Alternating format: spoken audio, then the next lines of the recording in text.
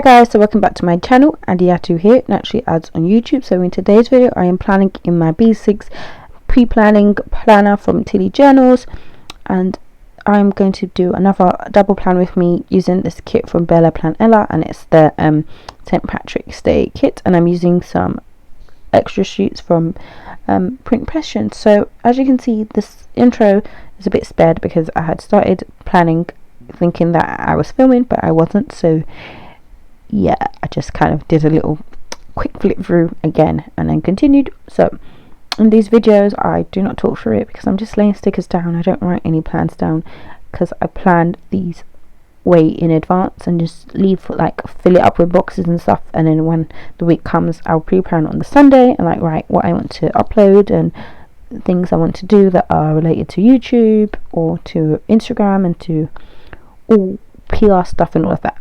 So if you haven't already, make sure you subscribe to my channel before you leave and turn on the bell to be notified every single time I upload. And also, if you didn't know, I do PR for BellaPlanella, and if you would like 15% off your order, use my code ADIATU15 to get 15% off and to receive my freebie.